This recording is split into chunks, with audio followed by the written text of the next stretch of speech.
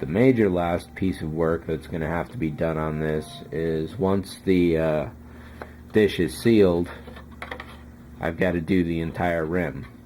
So that's going to be a job in its own right. But I think this has made overall good progress, and I'm definitely satisfied with it. I'll probably have to sand more of this crap down here before I go to the next primer layer. But so that's it for that one. And finally, I'm pretty sure that this is going to be the Defiant and not the Lexington, for reasons I'll explain. As far as the model itself goes, you can see I threw some Squadron on there, and it looks like I'll be sanding all this off too. So there's another fun, joyous hour of arthritis going all the way up and down the arm. So I filled up these areas with Squadron. Gonna have to bring all this back down again, prime it, see how it looks, fill it, repeat. So the dish, some good amount of work, but pretty much there. The body I still haven't glued together. Like I say, the fit on these with the popsicle stick is great, and there's no flex anymore whatsoever. I'm sure a lot of that, though, is putting a lot of CA into the glue and the way it would just absorb it and then solidify from there. So these nacelles could use a light sanding. There's a little hair there, some scratches, and a major seam. That's got to be filled. And it looks like I'll have to bandage it. Now, these popsicle sticks are glued in, so the best I'm going to be able to hope to do is hide it as best as possible.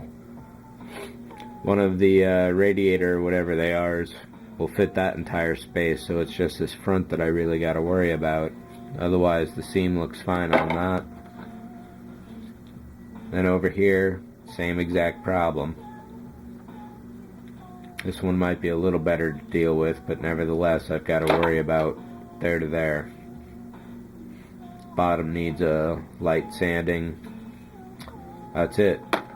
So apart from that, this body is just about ready to go. And what I might wind up doing is the old switcheroo in the hospital with the baby kind of situation. And depending on how well this rim turns out, this will be the Republic, and this pain in the ass build will become the Defiant. So if that's the case, I may not have to totally worry about how well I do on the dish here, and I'll still do a good paint job and all that, but the whole thing will be covered with glow paint at that point. And what I'm thinking for that is a base really light glow paint, and then doing some pattern swirls to represent various energy fields that it's passing through at any given time. I watched the effects reel for the remastered editions, and they did a really great job on that. So we'll see how that goes, but that definitely broke my spirit right there, that one did. So we'll see how it goes. I'll fix it up, make it better than it might have been otherwise, and get all these going. Once I catch these up to just about the airbrush stage, I can pick up on the Galileo, and I'll have 4 kits done in one shot. So that'll be a good one.